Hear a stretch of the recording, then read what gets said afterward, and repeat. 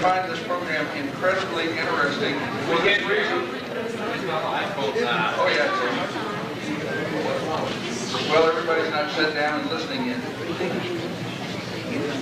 I predict that Mr. Harry is going to present us with a lot of stuff, a lot of facts, a lot of things you can hold in your hand. You can't deny they're there, but he's not going to tell you what they mean. He's going to leave that up to you. He's a sneaky guy who comes from Georgia but now lives in Florida, and he's going to talk about something in Illinois. Amazing. I haven't even heard him yet. It's amazing. You ready? You're cooking in the back? How about a great hand for Harry Hubbard? Thank you. Thank you. First of all, I want to thank John Van Dree and Robin for allowing me to come here, and Carol and everyone that's helped out. Thank you so much, guys, for all your help, especially with the audiovisual stuff and whatnot. And I just want to say, how many people do we have in here that don't believe in UFOs? Well, I don't believe in UFOs, and I don't believe in aliens. It all has to do with semantics. And I assume everyone that didn't raise their hand believes in UFOs. How many of you that believe in UFOs have read this many books about the subject? One? Two, maybe? Well, I've read all these books. And I don't claim to know any more about UFOs or not. Now they get real intricate with this or that. And I love books. I call myself a philobibliac. But then I found out later after I called myself that we're called bibliophiles, which means just a lover of books. And a lot of times you can get into trouble reading books. And I'm going to show you some things that I've come across in my studies of various things of sorts. And then we're going to get into a little bit more of pictures from the tomb that was found in southern Illinois, about 4 hours south of here, close to a little town called Mount Vernon. It sits right at the junction of Highway 60, where I-64 and I-57 meet. And one of the first things I want to show you is this Air Force Systems Command book, all right? And I'm going to have to tell you the little nostalgic story of how I came into to possess this book. Or excuse me, I borrowed this book. In 1985, I was working. I live in Florida, and I've done a lot of work out at the Space Center. Used to do a lot more. The company that I worked with was called Electronics Incorporated. And that company was responsible for installing the first telephone system at Cape Canaveral. And so we did different jobs here and there, and I was working on a compressor system on launch pad on 41 complex, which is here. And then you have complex 39A, and over here is 39B. And I was working there one afternoon by myself, and for those of you not quite familiar so much with how the space industry runs, when you go into a launch complex, you have to take out your pager, your wallet, your cigarettes, lighter, whatever you've got, and you put it in a big bin at the door where you go through. I guess in case there's an explosion, they know who to make the checkout to. But in November of 1985, when I got this, there was a shuttle sitting right here at 39B. And I had passes for shuttle launches, and this is the pass that I had for them. And on the back of it, I've got listed there 4 different places where I was already at where the launch got scrubbed. The launch was 51L. So even in November of 1985, this shuttle had already been out on the pad for a couple of months, several weeks. And it was the first shuttle that was going up on 39B. In that interim, 2 or 3 shuttles went up from 39A. This shuttle sat out in the weather for several months before it went up. And that was 51L. 51L was the last voyage of Challenger. Nowhere in the news did anyone ever say that it was the first shuttle to go up from 59B, nor did they tell the public that it sat out there and weathered for 5 or 6 months in the harsh Florida environment, the wind, the rain, the heat. we don't get that cold, but the particular morning that it went up, when it blew, I was not out there, but I had already marked on my pass that I had already been out there 4 times to see that shuttle go up. Well, that's just a little bit of nostalgia that they don't necessarily tell you in the news when you hear of some kind of catastrophe or whatever, but it's just a fact. And I just wanted to share that with you because it was at the guard gate of 41 that I borrowed this. I need to return it. And at the time, I went in to check out because I'd known the security officer there, and I'm sure he was out either making a run or grabbing a cup of coffee or whatnot. And I had seen this over in the rack, sitting over there. And I thought, wow, that's cool, you know, because they leave newspapers around that it's not a big thing for someone to go in and look at something. Oh, okay. So I just picked it up and borrowed it. Stress that. And it's a very funny thing. On page 21, I don't know if we can see this or not. We may have to turn the lights out a little bit. But let me just go ahead. This is printed in 1985. All right, and it says Air Force Systems Command. Can everyone see that? And on page 21, there's something a little interesting.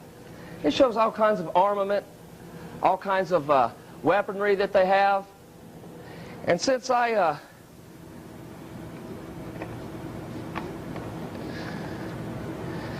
into collecting weird books and whatnot, is there a pointer up here? Is there? I'll just use this. On page 21, it'll tell you, under development, submunition dispensers flying towards target. Well, that looks like something similar to what we would call a UFO, isn't it? But if it's in an Air Force book, we don't call it a UFO. What do we call it? American ship. And what is peculiar is the way that the streams come up. And if you'll notice this one right here, this one has a cloud of white over it. So evidently it's breaking up something or whatever, but I just thought that this was a little explicit for something that would be, it's not available to the public, and I wanted to show it to you and give a little bit of nostalgia to it because I was sure that perhaps no one here had ever seen something like this before.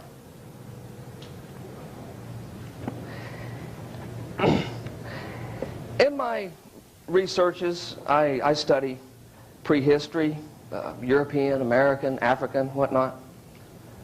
And occasionally you'll come across something that's pretty interesting. For instance, in this book, Prehistoric Europe by Philip Van Doren Stern. It's printed in 1969. And on page 317 it says, and this is a scholarly book, a lot of books about prehistoric Europe, Africa, Asia. They just rehash old stuff, and they're not really good as far as the data goes. They're unreliable. But in the second paragraph here on page 317 it states, and if these questions ever are answered, it would simply mean that some other people preceded the Sumerians, and the time scale for the beginnings of civilization would move back another notch. And from what invaders could the Sumerians have possibly learned anything? So far as we know, no people were more advanced than they. No one but beings from outer space could have taught them anything they did not already know. And this is long before Zachariah Sitkin, the Eric von Däniken came on the scene. This is a pioneer in the field. He's done his research. He documents so much good stuff. And this is a legitimate book. And that kind of jumped out at me, and I like that. Let me read it again. No one but beings from outer space could have taught them anything they did not already know. Who wrote that? Philip Van Doren Stern. What year? 1969. And so, studying in ancient history, we can see that there are different persons that have seen different things. They've recorded different things. There are several ancient historians that document things that they don't understand, phenomena, portents. And when we stumbled across this ancient tomb in southern Illinois, one of the problems that we had with the establishment scholars concerning the Latin, the Greek, the Punic, the Egyptian glyph, Demotic, Medium, Hieratic, whatever, was that there were several of the tablets that had indications of some type of alien being there. Which we're going to see a couple here, and you'll see more about it as we go on. And so, going back into ancient history and starting to document them, out of all these UFO books here that I've got, I don't really know. I wasn't there. I didn't see them. You know, they seem pretty straight up to me. Some of them are really good accounts by decent, honest people. But the best UFO book, by far, in my opinion, was written 2,000 years ago in Latin. This is called Pliny the Elder. He was writing in the 1st century A.D., the middle of the 1st century. Book 2 of his documents several what we call portents. And to rephrase what he says in Latin, and you can kind of read between the lines of what he's stating, and there are several really interesting things that he claims.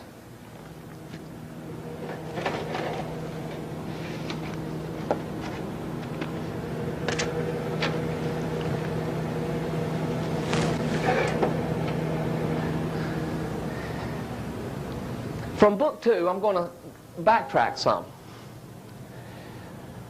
Verse number 50, that'll be 58. We are told that during the wars with the Cimbri, a noise of clanging armor and the sounding of a trumpet were heard from the sky, and that the same thing has happened frequently both before then and later. In the 3rd consulship of Marius, the inhabitants of Ameria and Tudor saw the spectacle of heavenly armies advancing from east and the west to meet in battle, those from the west being routed. It has often been seen, and is not at all surprising, that the sky itself catches fire when the clouds have been set on fire by an exceptionally large flame. So that could be, translated from Latin, that could mean he's perhaps attempting to describe something that as a spark from a ship or from one of these heavenly armies, that the whole sky, the entire sky just lights up into flame. And that's in the the early part of the 1st century BC, like somewhere around 90 BC or so. In 31, verse 31, again, several suns were seen at once, neither above nor below the real sun, but at an angle with it, never alongside nor opposite to the earth, and not at night, but at either sunrise or sunset. It is also reported that once several suns were seen at midday in the Bosphorus, and that these lasted from dawn till sunset. In former times, 3 suns have often been seen at once. So that sounds a little peculiar, doesn't it? I mean, what's he trying to say to us? This is 2,000 years old. In 32, we read, also 3 moons have appeared at once. For instance, in the consulship of Gnaeus Domitius and Gaius Phineas. That's 222 BC. In 33, a light from the sky by night, the phenomena usually called night suns, was seen in the consulship of Gaius Caecilius and Gaius Papirius, and often on other occasions causing apparent daylight in the night. And that was recorded in 113 BC. 34, in the consulship of Lucius Valerius and Gaius Marius, a burning shield scattering sparks ran across the sky at sunset from west to east. And that's in 86 BC. All right? A burning shield scattering sparks ran across the sky. Could we say that's perhaps like in a swift-like motion? A swift-like motion? That's something interesting to remember as we get a little further into this. In 35, we read, in the consulship of Gnaeus Octavius and Gaius Scribonius, a spark was seen to fall from a star and increase in size as it approached the earth. And after becoming as large as the moon, it diffused a sort of cloudy daylight, and then returning to the sky, changed into a torch. That's recorded in 66 BC. None of these UFO books give the descriptions of Pliny. But we also have descriptions from Livy. There are descriptions from Dionysius of Halicarnassus, and there are other ancient authors that record things of this nature. But this is a very good one. I like the one about the dropping, because we hear people in these books describing them, but nobody refers back, hey, Pliny 2,000 years ago recorded something like that. Maybe there's a connection.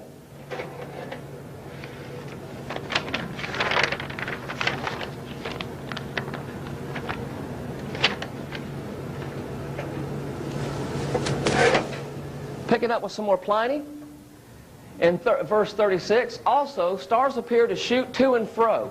This invariably portends the rise of a fierce hurricane in the same quarter. So he's talking about that at this time when they do their darting back and forth, that evidently there is some terrific wind associated with it. In 37, we read, stars also come into existence at sea and on land, and on a voyage stars alight on the yards and other parts of the ship, with a sound resembling a voice. And this sound resembling a voice could mean a hum, just something made with the vocal cords. Hopping from perch to perch in the manner of birds. These, when they come singly, are disastrously heavy and wreck ships, and if they fall into the hold, burn them up. So he's talking about a light that comes across, shines down on the ship, and burns it up. Sounds pretty wild, doesn't it? And now we're going back a little bit in 23. It says, a terrible comet was seen by the people of Ethiopia and Egypt, to which Typhon the king of that period gave his name. It had a fiery appearance and was twisted like a coil, and it was very grim to behold. It was not really a star so much as what might be called a ball of fire. All right? Now, we're going to talk about a character that played a role in Pliny's life. His name was King Yuba.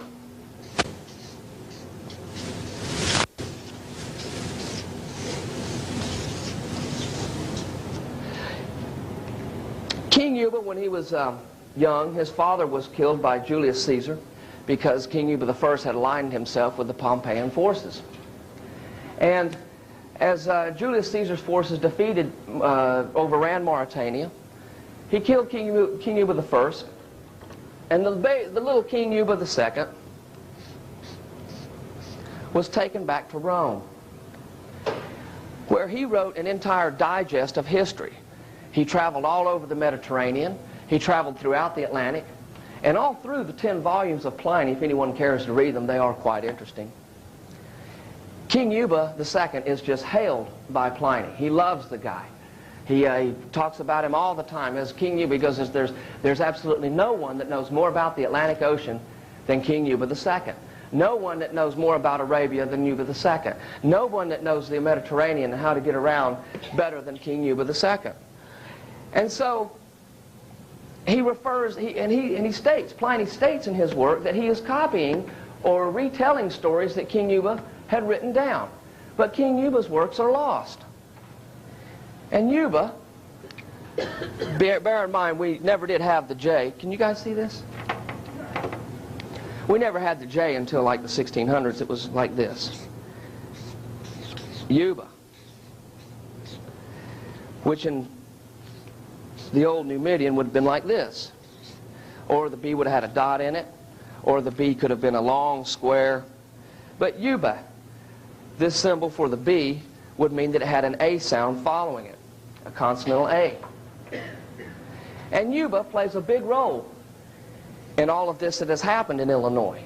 He, his brother-in-law, and his wife are very, very important players in what happened. Now, going back again, in verse 22, in Pliny, the tub star presents the shape of a cask with a smoky light all around it. The horned star has the shape of a horn, like the one that appeared when Greece fought the decisive battle of Salamis. The torch star resembles glowing torches. The horse star looks like horses' manes, in very rapid motion, revolving in a circle. Also, there occurs a shining comet whose silvery tresses glow so brightly that it is scarcely possible to look at it, and which displays within it a shape in the likeness of a man's countenance. All right? Could you please turn the lights out? Let's look at some artifacts from Illinois for a second.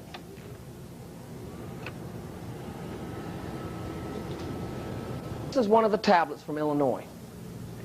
And a lot of times on the tablets, what you'll see is you'll see the shape of the rock actually used in the formation of whatever the subject material is. And this one, there are certain rocks that draw people to them. You guys probably understand that more than I do. I'm not attracted particularly to a stone or not. But this particular one the photographer that shot the photographs with the red background was Virginia Horrigan, who lives in New York City. And this particular stone, she took several shots of it, and from all the angles, it clearly shows that it's some kind of vessel, some kind of ship with a guy's head in it. And he doesn't look like a regular human being, simply because the artifacts that depict humans clearly depict humanoids. And the radiance across the top of the head is often used to depict some type of glow, some type of radiance or film of some sort. And it's often depicted on several of these tablets. I have seen many more tablets than I'm going to be able to show you as far as slides go, which you just have to take my word for it that there are plenty more than what I have to show you here today. I only put these together with what I had in my own collection. Now let's see if we can get this thing to work here.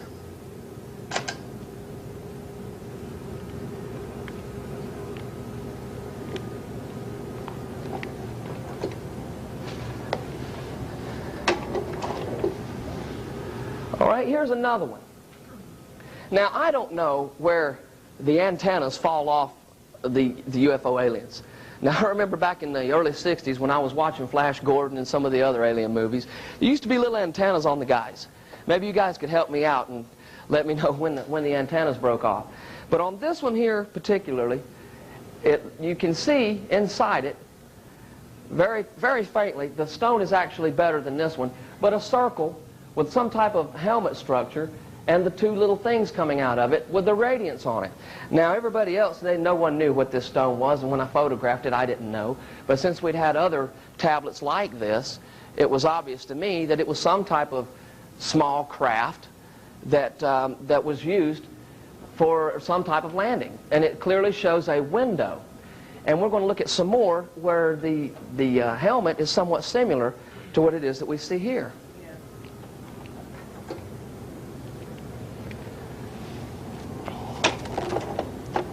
Oops.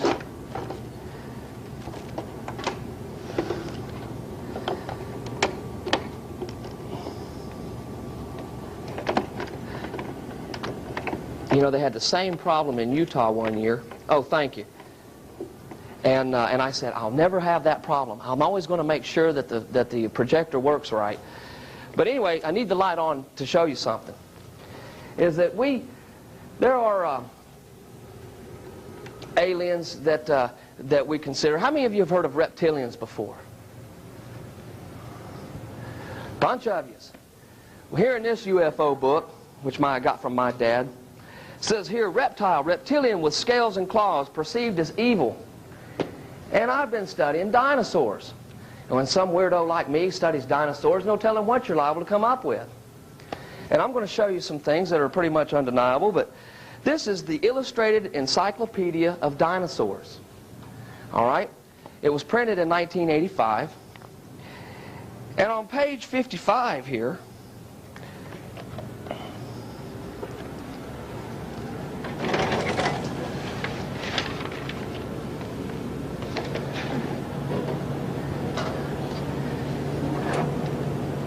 up at the top,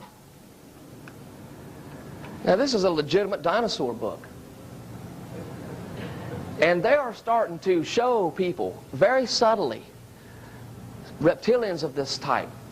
You can go, okay, and this is only one. And it talks about the dinosauroid. And it comes up that these dinosaurs that roamed 100 million, 150 million years ago, that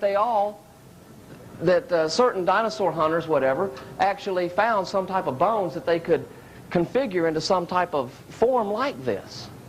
All right, but that's not all. There's a book here called Hunting Dinosaurs. And these books are available at museums and whatnot. They're considered to be legitimate books. And, well, thank you. And here, we have a guy sitting at his desk, and look at what's talking to him here. So all these little subtleties that they're imposing on us, somebody's getting us ready for something, wouldn't you say? But oh, here we have a children's dinosaur book.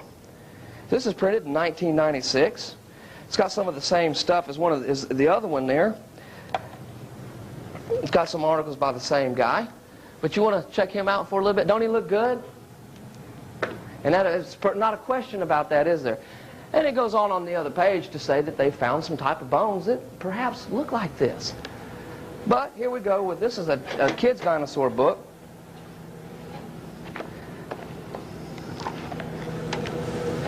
It's the same guy, except he's a lot bigger. A little bit better image of him. See? So, however it is that they're doing what it is that they're doing, we're getting the message pretty clear.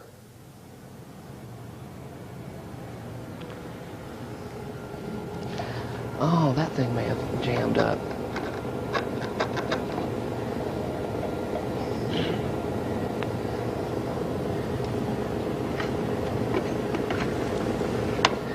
Let me see if I can get this going here again. Okay.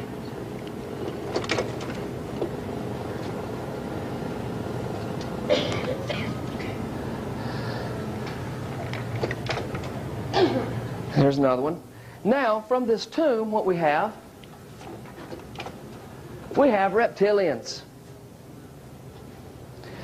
Ladies and gentlemen, I have no reason whatsoever to pull your legs or to feed you a line. But in March of 1997, March the 15th to be exact, we had an auction in Peoria, Illinois.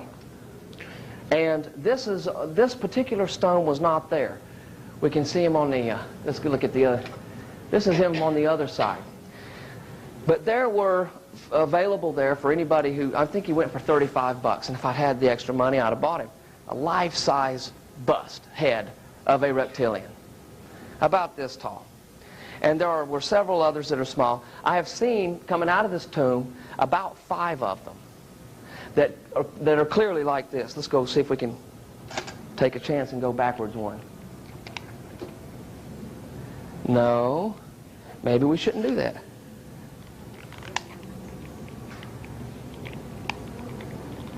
Reptilian image. You know what? You just may have it.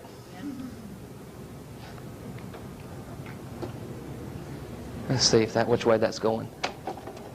Okay, maybe let's go the other way. I think it might be because it's on a...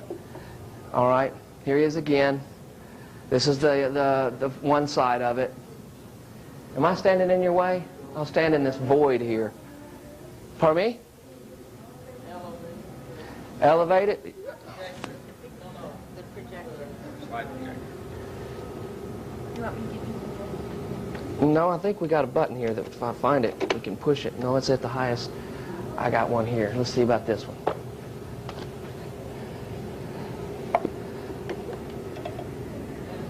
How's that? Sure. Boy, she gets picky, don't she?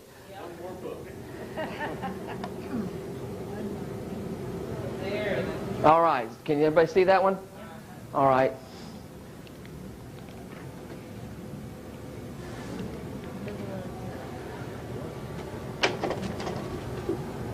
And there he is again. And then there are several other types that we can't really explain.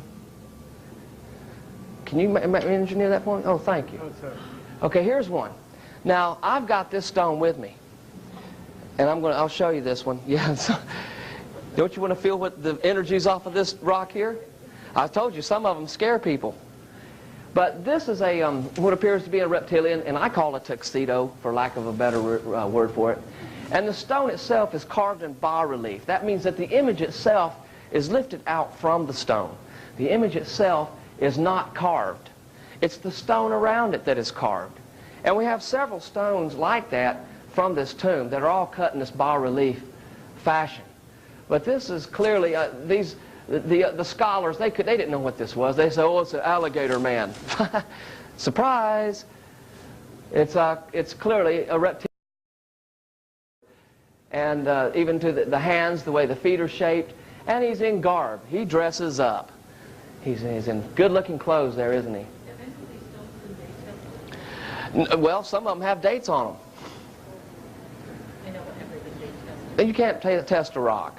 You can't really even test anything organic, but they'll tell you that they can, but they really can't.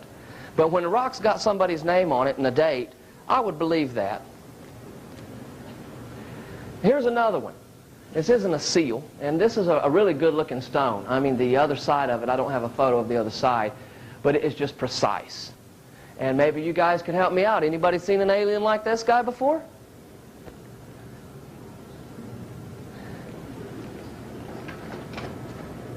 Here's another one. And this one perplexes me. I have no idea what he is, who he is, where he's from.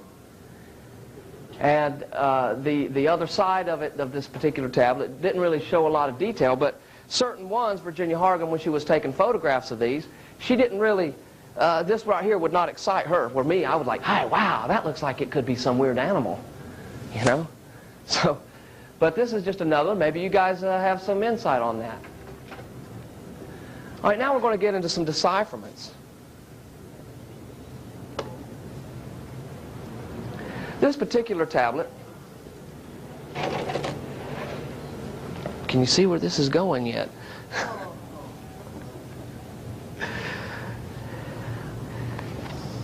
This particular tablet was featured it's owned by Dr. Beverly Mosley, who we call him the Weasel. He's a museum designer here in North America. He's got a list of museums behind his coattails that is a mile long. Cahokia is one of his flagships. And this is the Midwestern Epigraphic Journal, and this is one is published by Dr. John White III. He's a retired nuclear physicist. He's one of the top in the country. And these stones have attracted people for over a decade. And the only people that know anything about it are heavy-duty antique collectors and museum designers who have put forth the effort and the money to stay in touch with all this. And here we have an article written by Dr. Houston McCullough, who also was is a professor at the University of Ohio. And the way we do this is, first of all, I'm just going to focus that in for right there because I'm going to have to be getting in there. We're going to show you pretty much how the script reads. All right, and this is this cut. Now, this particular tablet is very clean. The inscription on it is very good. Oh, really? Oh, excuse me. I'm sorry. I would. Let's do that. Okay. Well, it lights up the whole room, doesn't it? Okay. Now, a couple of things you'll notice is there's a little guy on top that's got 5 little dots around it. And this is the circle cross. The circle cross is all in this tomb. And it appears to have some resemblance of Tanit, but here you almost see the resemblance of the Star Trek symbol. And at the bottom here we have an eye. An eye, okay? Now, here, I can, the scholars just beat around. They could not decipher this. They had no idea what it says. But I can ask you guys here, as intellectually elevated as you are, what is that letter right there? What is that letter there? What is that letter there? What is that? What is that? What is that? The scholars in the world cannot figure that out. You've just spelled the word Multoa, which is a Latin word. Does it seem that difficult? So even with that, why couldn't they have done anything more than whatever they came up with? But then I'm going to give you some synopsis of what these guys say.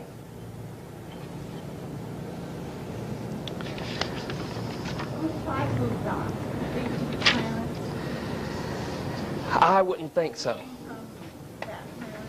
I wouldn't think so. You'll see what they represent here in a second.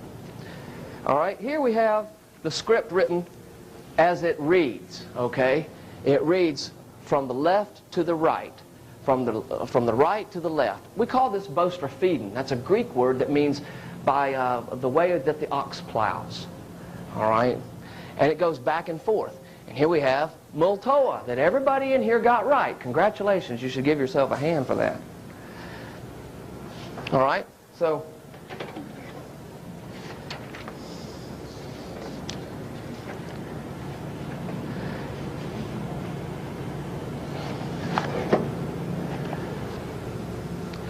So here we've taken the archaic script on the tablet and we've put it into archaic Latin, which is heavily abbreviated. A lot of times they left out vowels. You had to assume the vowel sounds following certain consonants. But you see that we have systeo, you see the A, I, L, Ali, relebsis, see, SS, bet, B-E-T, is short for betus, vai, basis, materi, see there's your T again, your R with an E sound after it, there's a heavy E, lux, menave, multoa. See, multoa is so easy, but nobody in the world got it. None of these scholars got it. All right? And this tablet was deciphered first 3 years ago. So I'm going to let you look at that for a second. Now we're going to see what that says in English. Does everybody see that?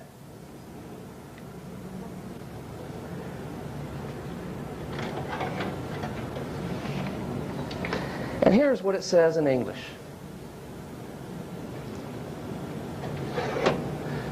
A basket-like object magnificently comes and goes in a swift-like motion, and on its base can be observed many red lights twisting together. Now you see why the scholars don't like us very much. All right? Now, given this, I called up Dr. Mosley and I said I was really, really excited because back at that time we thought he was going to work with us and send us more photos of stones to be deciphered. And I said to him, oh, that tablet that you sent us with the eye at the bottom. The eye is obviously some type of observation point, and the symbol at the top is probably meaning the circle with the dots, the lights spinning around it. But I told him, I said, oh, that stone is so important. I said, you need to hang on to that. Don't let anything happen to that. Oh, that would be just, oh, that's just such a great stone. He said, well, there's a picture on the back of it. Oh, there is. Well, ladies and gentlemen, I ask you, what would you think a picture on the back of a stone that said that in ancient Latin, what would it have on the back of it?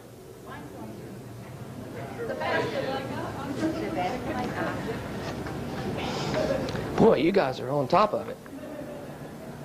All right? I'm going to use Houston McCullough's photograph again, but I'm going to turn it. I'm going to turn it so that you can see it more exactly how it should be seen. All right? Now, he's kind of messed this up a little bit because what he depicts it as is a chicken. So they call this the chicken stone. And when you turn it up right, it looks like a chicken head to them.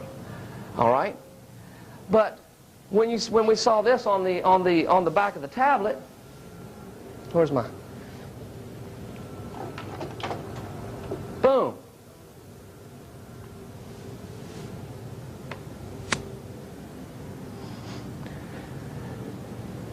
All right. You just look at it for a second. And without...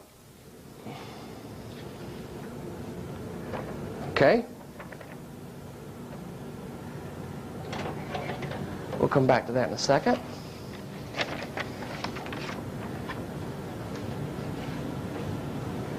And this is how we do decipherments. Letter by letter, word by word. It's the only way to do it. We don't make up anything. We don't try to interject anything. We don't try to lead someone who doesn't know astray at all. Ephebet perpetualia Ephesus bel ubiti as teletus. All right? And right here, you can see Yuba. All right? So you can look at that for a second. I don't want to go too fast for you. But you can see that this is, what we do is, again, we take the script into archaic Latin, and then move the archaic Latin into classical Latin. And then you just basically look the words up in any Latin dictionary and you got it. It's not, AES. What does AES stand for? Does anybody know Latin enough to know what AES is? That's bronze. Have AES coins. That's just a typical word for bronze. All right? So let's see what this says in English.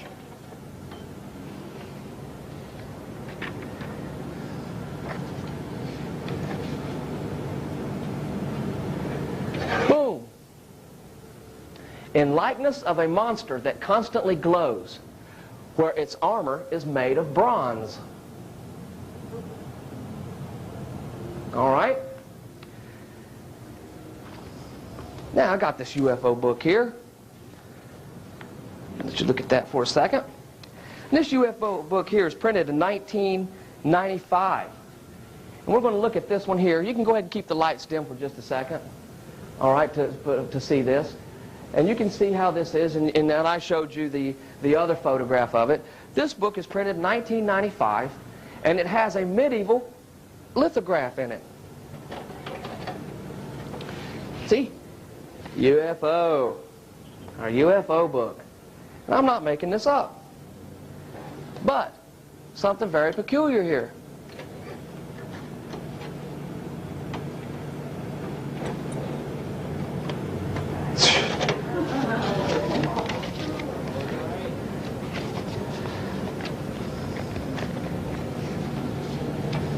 I may have to stand here and hold it.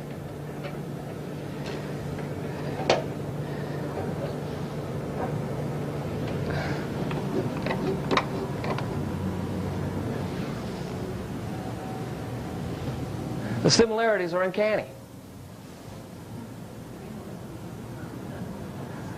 And this is from medieval times, printed in 1995, and this is a rock that's 2,000 years old. Now, could Yuba have carved this tablet? Perhaps he could have. There are several tablets that have Yuba's name on them. We don't know if he commissioned them or if he actually carved them. And they're all found right here in this state. Like I say, when the auction was going on, right before the auction, I contacted Dr. Mark Esseray. He's what you call your state archie here, or he is director of the State Historical Preservation Department of the state of Illinois.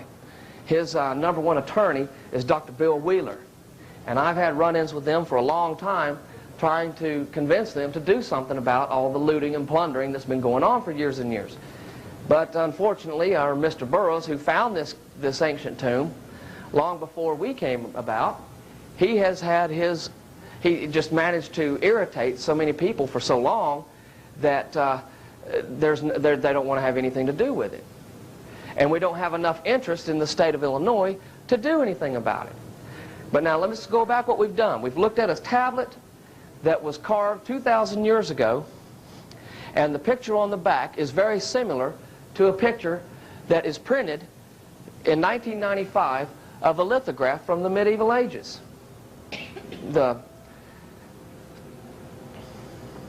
Okay?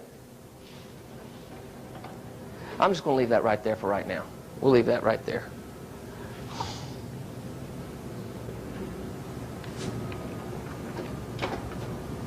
Boom. Here's another one.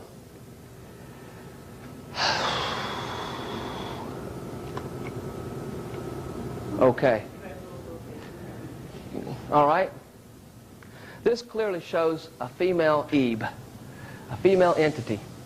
Tell by the excessively large mammary glands right here in the front. Whoever carved this wanted you to make certain that there was no question that this was a female humanoid of some sort.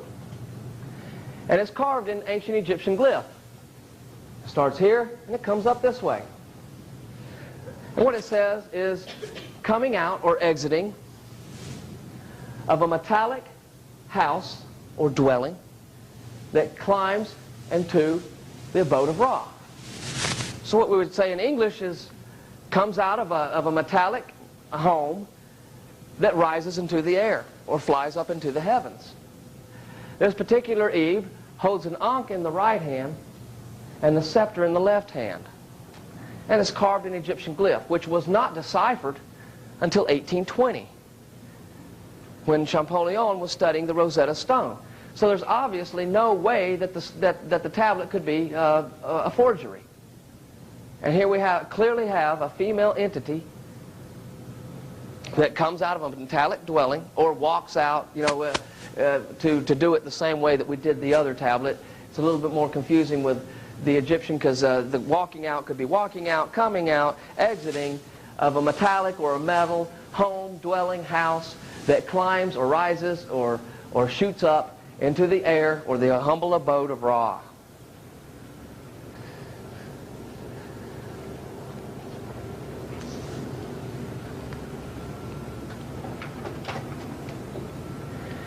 There are several tablets that are similar to this. They show an Ebe. That all of them have 5 fingers, 5 toes, and they'll have them folded up in clothes, in blankets. And this is something that's very common. I've only got a few here to show you, but you can get some idea of what these stones look like. And I'm not the best photographer in the world. The only thing I can take pictures of are black rocks, which most of these stones are black. And this is one in particular. It appears to be some type of biological entity that is wrapped up in some type of clothes. Now, where the rest of his body is, I have no idea. Here's another one. See a lot of strange. Would you like to feel the vibes off of some of these stones? Some people have freaked out. Some psychics that are, I guess you would call sensitive or whatnot. Some of these tablets have actually freaked them out.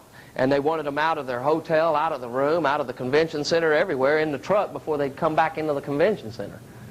So, you tell me if a rock has that much energy or not. But here's another one. And it doesn't appear that he's got all of his fingers. He may have 3. Yeah, he's got 3 on this hand. Can't really count them on that other hand that well. And this is another one of Virginia Horrigan's. I want to thank Virginia for allowing me to use these slides. Of course, she has no idea that any of these were Ebes. Nobody did. Here's another one. And like I say again, whenever it's a baby wrapped up in this particular kind of garb, it is clearly a human face, which we will see here in a couple of minutes. That the carving, the people who carved these stones did an excellent job. They were very meticulous and did an excellent job getting the detail right. And all of this is from Southern Illinois. Here's another one. And there are probably about 20 of these type of stones that I've seen. And funny thing is when you look in when you go to the library and you get the book about the Phoenicians, it'll have the same type of UFO alien wrapped up in the same type of clothes. A lot of these people had a heavy Punic influence. It's all Mediterranean. But there are particular statues that look just exactly like these guys. Here's one. Appears to be a male of some sort in some kind of helmet. And here you have this radiant again. I don't know who owns this tablet. I don't know if I could have ever bought it or not. But it clearly is something strange. Now, you tell me what that is. What does it look like? It's like a guy with a space helmet of some sort. And there are some comical type of aliens that way. There was one tablet. It's a marble bas-relief. I don't have a picture of it. But it appears to be 3 gray aliens singing.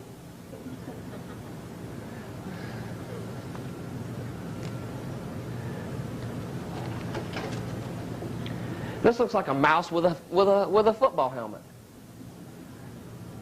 Looks like a mouse with some kind of... I threw it in there because it could be. I don't know. You tell me. It looks kind of comical. Doesn't look like it's a serious stone. The actual color of this stone is black. It just doesn't show up good on the red. But if I was going to describe this stone, I'd say it was a mouse with a helmet on and a Zorro mask. There are some of these tablets that are attempting to describe them to someone that just be absolutely bizarre.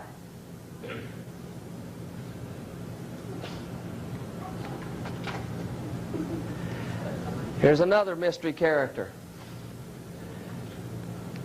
And again, all I can say is that when something is human, it is clearly human. But this guy's got pointed ears. We're going to look at the side of his head here in a second. and I can't identify the hat. When we got into all this, we tried to get as much reference data as we could. Helmets, swords, hats, data, whatever. And we can't identify what this guy is. But it's beautiful. That particular head is about this tall, and he's marble, and he's dirty, and he's weird looking.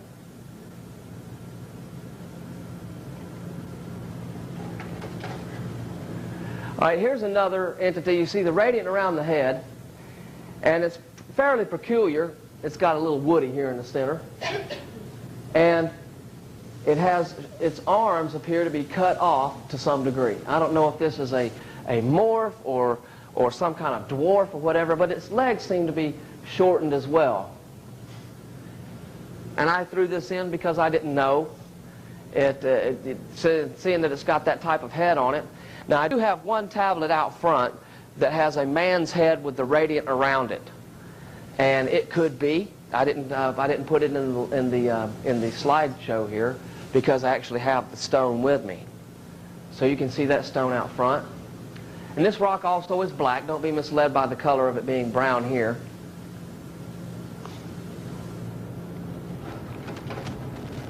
All right. Ain't he cute? These guys were going out drinking, and he said, "Stop there for just a second. Let me get a picture of you." And he grabbed out his little diamond tool, and he carved this out. The eyes on this guy are incredible. This is a nice guy. I don't know what planet he's from, but you don't put so much character into any carving unless you intend for it to be projected that way. And this guy, his suit, he's tied up. He's got the nice tie here in front. He's beautiful. He's a good-looking guy. I know this guy is nice. I feel close to him.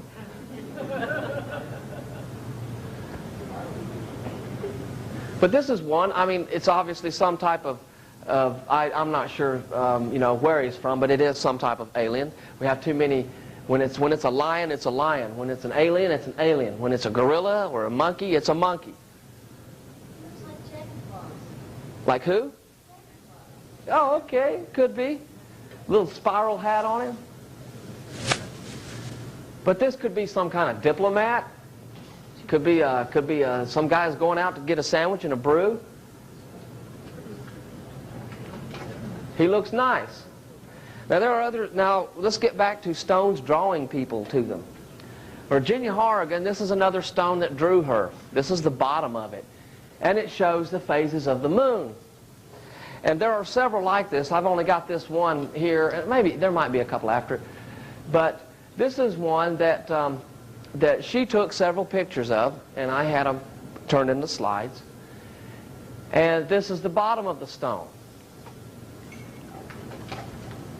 And this is from the rear right elevated. All right? There are several tablets that have this type of lightning coming out of the center. There'll be like a central vortex. And I wish that I could, I've had twice as many of these slides to show you tonight if I had access to all of them. But here's one that shows a ring around the bottom of it in your radiant. There it is again. And I believe that this is some type of alien craft. Or, excuse me, spacecraft. Traveling craft. I don't believe in UFOs because whoever's driving them, they know what it is. They know if it's a Chrysler or a Ford. Just because I don't know what it is doesn't mean that it's unidentified. I'm just a stupid earthling. So anyway, here we go. Shows another side of it. I believe this is from the front.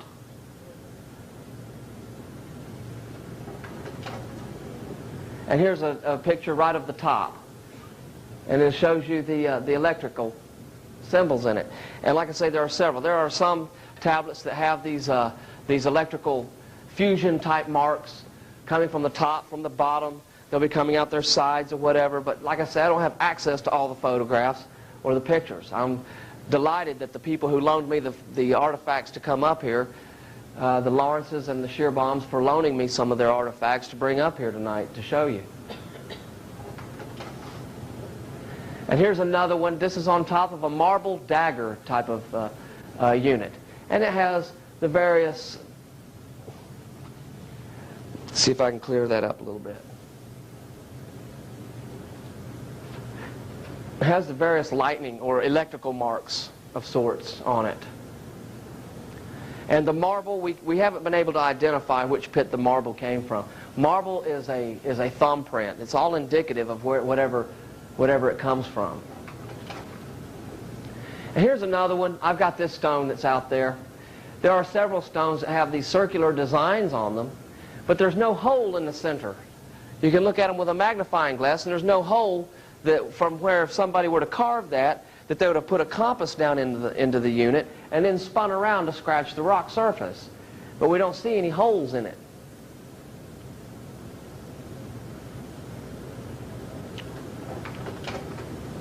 And there's the rear of this particular tablet.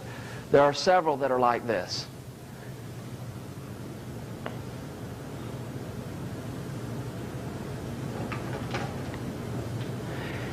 There are several tablets that show these. What this translates as is soothsayer, or being able to predict the future. Psychic, just like some of you guys. They had them back then. He's wearing the circle cross around his neck.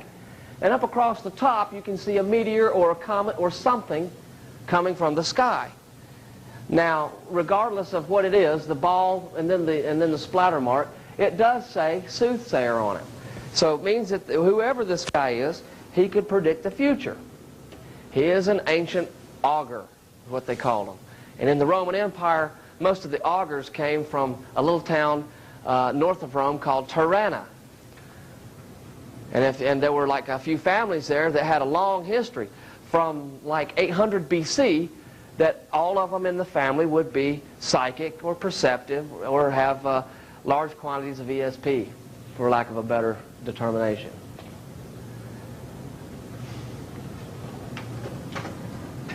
All right, now I'm going to show you, this is one I just had that I had to throw in because I figured you might like it.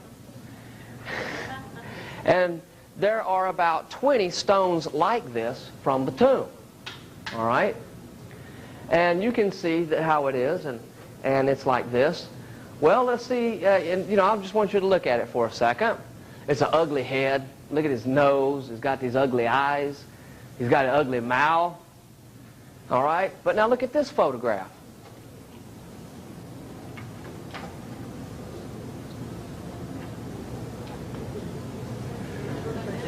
It's the same thing upside down.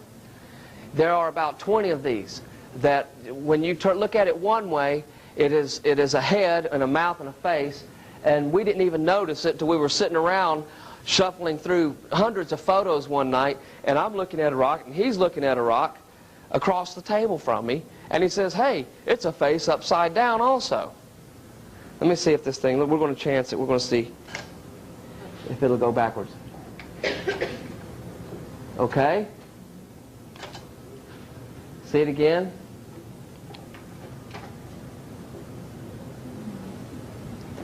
And one of the most intriguing artifacts is about the size of a baseball, and it has the distinct characteristic of 7 different animal heads, and they're all conglomerated into one, where you take the baseball and you look at it from one angle, it is a bear's head, but if you turn it to the side, that bear's ear will become like the fox's nose. And you know what I'm saying? It's the weirdest art. It's very intricate. And I get a load out of it because they're so good. How does someone plan to do that except, without Play-Doh?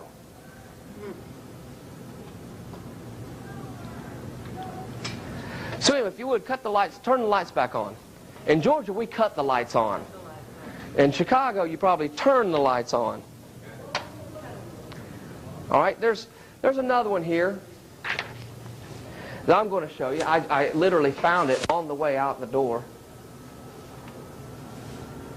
And I'm going to show it to you.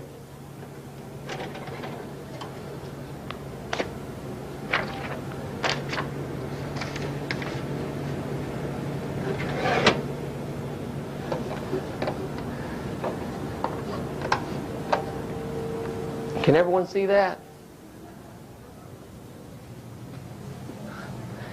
It's a female again. We can clearly see that.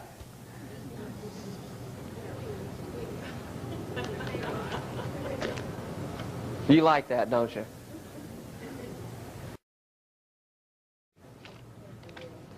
But out of all of these UFO books, the best one is 2,000 years old. The only one that comes second to it, and I'd have to mention this, or I'd just have to kick myself forever, is an Our Haunted Planet by John A. Keel. It stands alone, and it's not really a UFO book at all, but it records one of the most bizarre stories, and my hat's off to John A. Keel. There's a story that starts at page 103 in this book that is the most twisted, and no one could ever think it up. It's just absolutely so twisted that I wouldn't even know how to explain it to you. And it takes him about 2 or 3 pages to tell you what was going on. And it has to do with one of the guys that was involved with the Kennedy assassination and some of his property. But it doesn't really, it's all in an indirect manner. But it is absolutely one of the best UFO stories ever that I have ever read, much more so than any of the rest of these books. By John A. Keel, Our Haunted Planet. And does anyone have any questions? No, it came out in 1969, I believe. Or 1969 or 1970.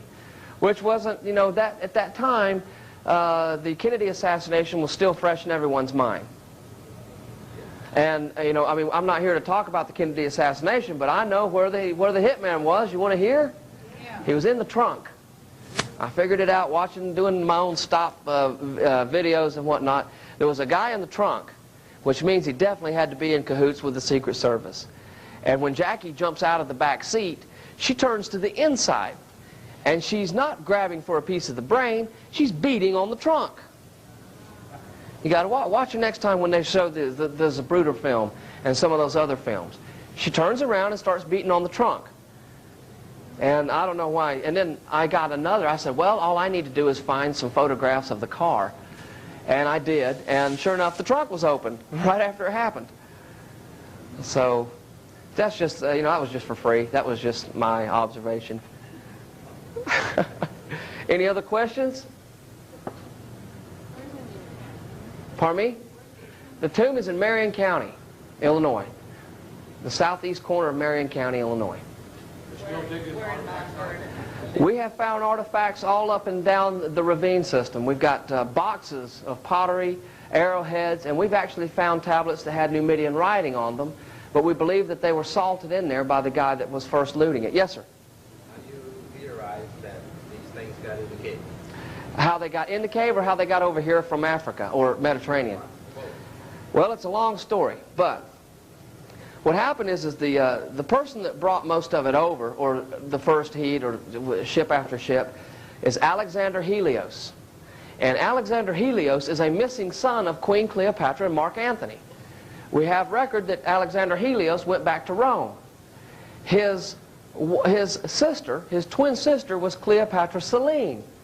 Cleopatra Selene married King Yuba II. And King Yuba II was a master of the Atlantic seas.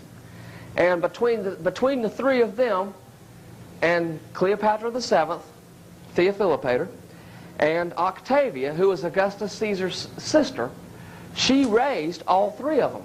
Octavia raised all 3 of them. And King Yuba II and Cleopatra Selene, they met each other as hostages in the court of Octavian.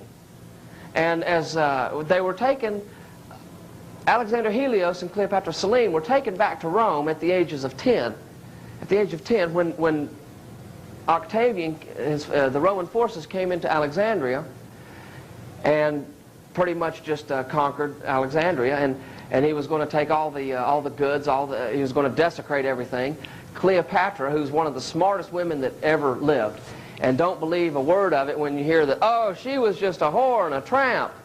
She copulated with 2 men and had 4 children by 2 men, and that is all we have record of. And you know, and I'm trying to save her. And then I come to find out that because we've been in touch with the Discovery Channel here and there, and they've kind of seen some of what we've got going on. And I see more television shows coming out now trying to clear Cleopatra's name for such. But when the Roman forces defeated Mark Antony at the Battle of Actium, which wasn't really a defeat, that's probably, to me, the most important battle in ancient history was the Battle of Actium. Mark Antony fled back to Egypt with Cleopatra, and his army just pretty much gave up. Well, at the time, Octavian, he couldn't pay the army. Here he had an army of 50,000 that hated his guts, a navy that did not want to work for him or fight for him. So I believe that all of them just kind of packed up and left, because we don't know what happened to the 10 legions of Mark Antony either, let alone the ships. Now, certain tablets, like the one I've got out front, has a map of the Boeotis River and clearly shows the city of Gades, which is the port city at the mouth of the Boeotis River. And we have other tablets that explain that there were several journeys that actually initiated from the port city of Gades. So, however they got them out of Alexandria and over to Gades, or they stashed them somewhere from Africa, from Egypt, stashed them somewhere in Carthage, Mauritania, wherever. We do know also by the history that we've uncovered here that King Yuba also had control over the black market up and down the Nile. After Cleopatra passed away and he married Cleopatra's daughter, there was really no one else to usurp the black market up the Nile. Now, a lot of scholars will say, oh, that's impossible, this and that, but hey, where's the proof? We got the rocks that are 2,000 years old that are explaining it to us that no other scholar has been privy to. And they can't read this stuff. They can't figure out Multoa. And you guys did. There's not anybody in here that couldn't figure out Multoa. And you can look that up in any Latin dictionary. Any other questions? Yeah, why Marion County? Why not? Far from the Mississippi River, which would be the logical way to come in if you come down. If there was any, at the convergence of the Mississippi and the Ohio, which river's bigger? The Ohio is. The Ohio is much larger. And if there had been any type of flood going down, I don't know why it's called Mississippi River, to be honest with you, but where they converge, the Ohio is much wider than the Mississippi. And if there had been any type of flood zone there at all, at that time, 2,000 years ago when they were coming up the river, well, naturally, they would have taken the right way to go up the Ohio. And then the Wabash, excuse me, which is the next big major river, if that was at a flood stage, it is doggone almost as large as the Ohio. I've seen it at flood stage there. And it is very, very wide, covers a lot of area. And then back 2,000 years ago, that particular river could have been much wider in the first place. So, up the Mississippi, up the Ohio, up the Wabash, up the Little Wabash, up the Skillet Fork. And as far as Illinois goes, Illinois is bordered by the two largest rivers in the country, no doubt. The Wabash is in the top 10. The Illinois River cuts right through the middle of it. That's one of the largest rivers in the nation. There are 4/5 of the state of Illinois are actually river boundaries, large river boundaries. And you guys live here. You guys know what the nuts and the fruits and everything that's grown here tastes like. The deer here is second to none. The quail, the squirrel, the rabbit here is second to none. Why not? Yes, sir. What do current archaeologists say about all of this? Have you got any stones I can buy? That's the only thing they say. They know the significance of this. We have tried to get the state of Illinois interested in this now for 4 years. I was playing our first decipherment tape for the state archie, Dr. Mark Esseray, and he just fell right off. Nodsville, out, see ya, click. And we had several photos of artifacts, but it's way over their heads. Most archaeologists have never dug up anything but a few arrowheads and pieces of pottery, and that's it. That gives you a PhD. And another thing is, if we were to ever say that this was Native American or something having to do with slavery or whatever, they would be all over it. But since it appears to me that it's Caucasian or whatever, nobody cares, and never has. Not even in Europe today. The remains, nobody cares. But if it's something that looks prehistoric, you know, that's not, that's pretty interesting. Do you have any questions? I have a comment. I live in Cape Girardeau, Missouri, 100 miles south of St. Louis, on the Mississippi River, 30 miles from the convergence of the Mississippi-Ohio River. Do you know what they call the southern part of Illinois? Little Egypt. You know the city on the tip of the south part of Illinois? It's called Cairo, but it's the same as Cairo. 60 miles north of there, about, there's a town, did you know this? Karnak. There's also Lake Alexander. There's also Pyramid Lake and Carthage, Metropolis. And you know, people have I've heard all of the stories in the lore concerning why it's called Little Egypt, Little Egypt, Little Egypt. And people ask me, what do you think? I think that some German or Dutch immigrant found a stone that had Egyptian glyphs on it. But any Native American tribe that has that circle cross is all up and down the Mississippi River. Are you familiar with Dixon Mounds in Illinois? Yes. Okay. Go to Cairo, cross the bridge across the Ohio River, drive about 5 miles into a little town called Wickliffe, Kentucky, and there's a buried city that predates the Indians. Who were they? Probably the people off that boat. I don't know. And the skeletons they've got are Caucasian.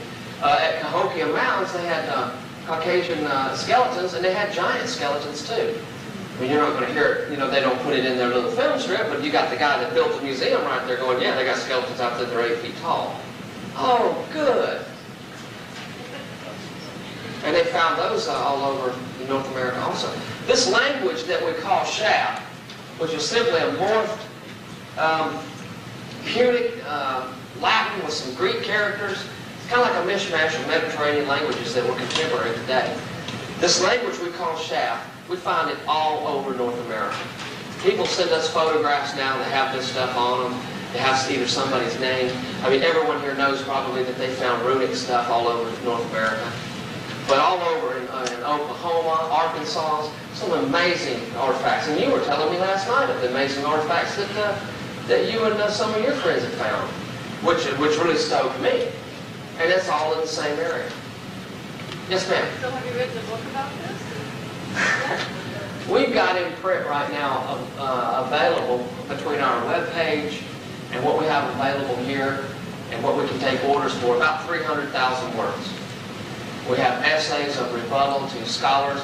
I was body slammed by this Professor Alexander P. McGregor, PhD, Latin Classics here at the University of Illinois at Chicago. And he wrote a very sloppy letter deposing Paul and I in the disciples. And it was just absolutely so childish and so immature. And I wrote him back a 6-page letter that just cut his throat. And Paul wrote a 4-page rebuttal also that slit his wrist. And we don't hear anything past that. Scholars hate us because, you know, I mean, this guy is teaching Latin classics over here at your university, and he cannot come close to me in the Latin classics. And I'm not that good at it, but he's just that bad. He probably can't even read Latin, and I know for certain he's never deciphered anything. And he made statements like, we don't see these characters anywhere, but all over Spain we see this. We call it Celtiberian.